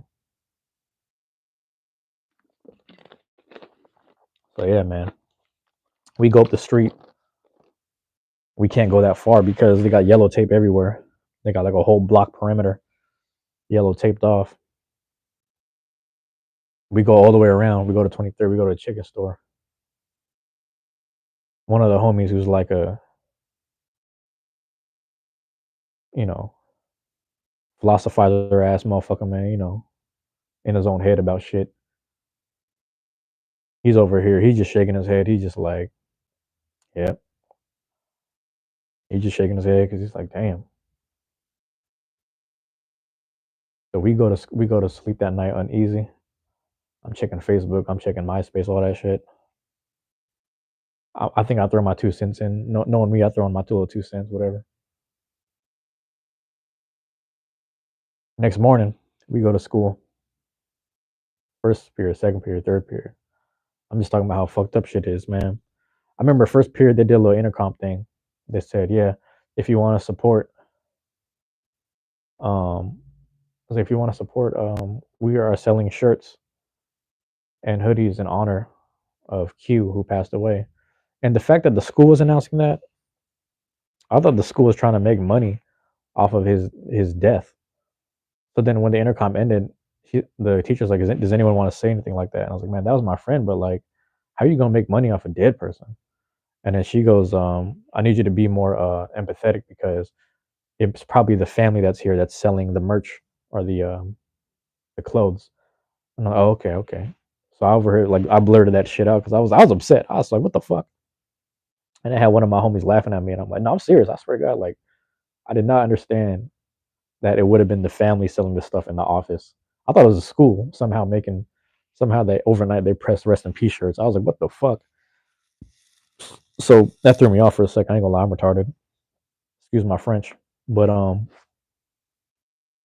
nah, by the time we got to fourth period, which would have been the gym class that we all had, you know, all of us from the hood, man, we suited up for gym, went out to the courts. Everybody just walked right past the courts and right outside, right to the fucking steps where his blood was still on stained on the steps. Yeah, man, Q's blood was still on the steps, fresh, like maroon burgundy. You know what I'm saying? Yeah, man, crazy. His blood was still there, and we just stood there the whole period, 45, 50 minutes. Just stood there. My homies that grew up with him, they knew him longer than I did. They was crying. I'm over here tearing up. You know what I'm saying? Tearing up. I remember by fifth, sixth period, this stupid ass fat bitch that I supposedly knew. That's a whole nother story too. He's like, "Oh, James was crying earlier." And I'm like, "My homie's dead. What the fuck you expect, bitch? Your homie got killed. If somebody in your family got killed, someone that you were friends with got killed. Like that, would you be crying? Like, what the fuck, bitch?" I should have smacked the shit out that bitch, honestly. But that was that. And it was interesting, man. It was real interesting when all that shit started playing out. Because I had one friend that said something slick, like he had it coming to him, You see how he was moving out there. I was like, man, don't even say that. I'm not even gonna say that shit like I wish it on people. I already stopped. I was like low key not really fucking with him after that weird shit. Cause like I hear what you're saying, bro, but you don't say that shit right now. When the homie dies, you don't say that shit. But that's them people that be fake outside. They don't really be out. They don't be out there like that. So Q passed. Now 2008, and I say this all the time. I remember the whole week, and especially the day after when he passed away, we would just let's say like lunchtime, we wanted to go visit the little steps where he got killed at. We wanted to go visit it. And we would go there, we walk over and visit it. And there'd be these other older homies, like seniors and other people from the neighborhood, like, where are you from? Like, how'd you know him? And I'd be like, I met him on 18th. And I started explaining the story. And they're like, nah, it's cool, man. We know. It's just protocol to ask motherfuckers this shit. And you imagine this, man, 15 to 20 teenagers, all young men, standing around at a dead homie's memorial, just standing there. We just standing there and like, normally any other kid, they'd be grieving. They'd be grieving the loss of a dead homie. They'd be grieving the loss of a dead friend. Well, because we're all huddled up, we just sitting here looking at you like, what was the situation? What color was the car? What brand was the car? Was it a bitch? Who was the bitch? Who set him up? What the dude look like? We're supposed to be grieving. We're supposed to be grieving. I'm like 15 years old. Motherfuckers are anywhere between 13 to goddamn 2021.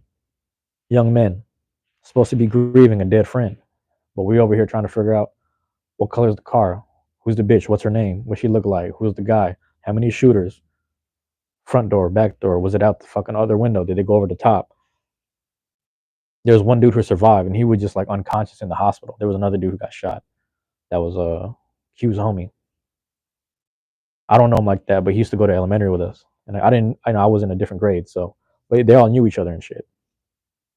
but we supposed to be grieving. We thinking like this, and that night, that day affected like my life later, like just later down the line.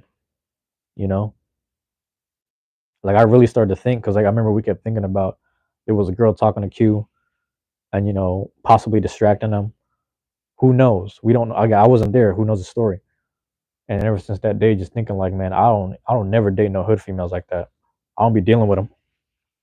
I don't even deal with them to be honest. For that reason, after the homie got shot and possibly set up, we don't know. And again, I went through a whole setup stuff too. You know, with the other friend, like I said, with D, set me up for that robbery and having me to deal with these damn cops. I'm like, I don't know. It's hard to trust people. I'm just trying to move on this frequency of light and just like positivity and getting myself out of the situation in the trenches here. But you got people got having their own plans, befriending you just to set you up, befriending you just to utilize you and use you for later. So my trust issues were at an all-time high. So dating a girl from a neighborhood, like represent that neighborhood tough and just on some hood shit, like it's a real thorough bitch. I'm like, I don't need that. Give me a preppy, dainty one.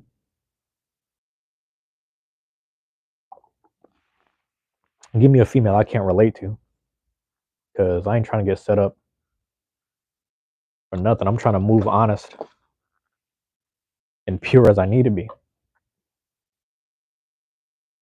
That's the life of Q, man.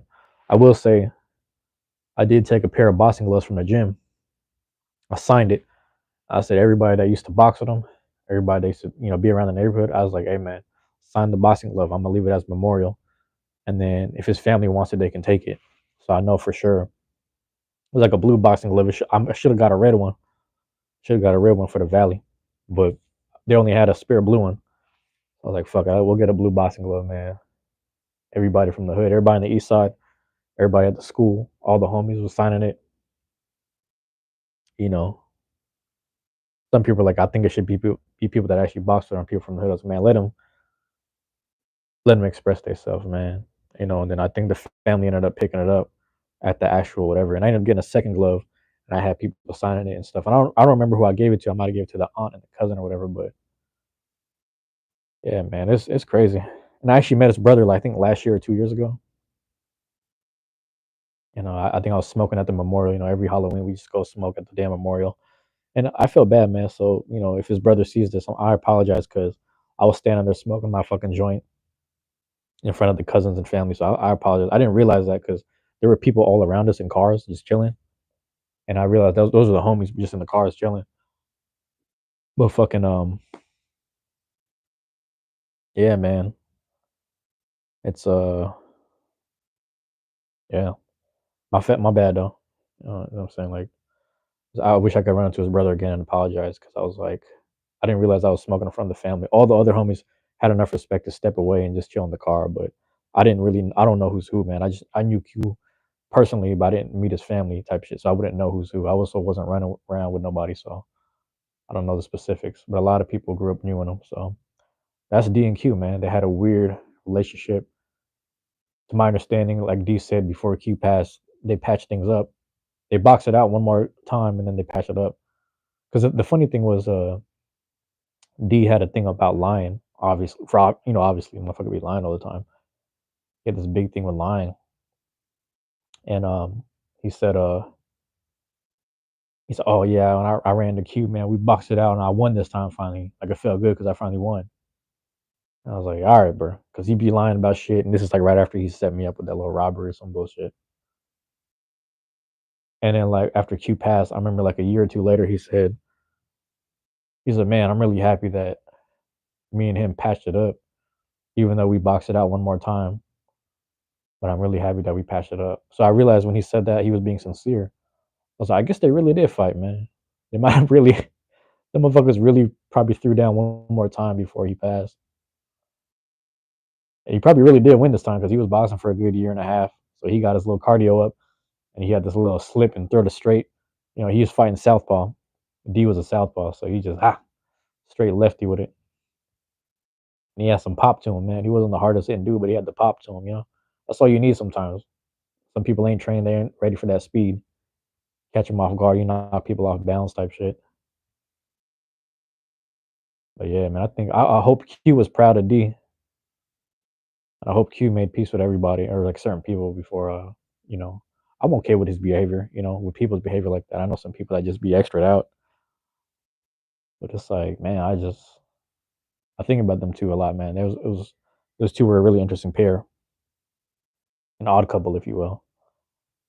But yeah, man, that's what it is, man. That's what I'm trying to recap and say on these things right here. This is the Diamond Parables, bruh. It's the Diamond Parable. That's the story of D and Q right there.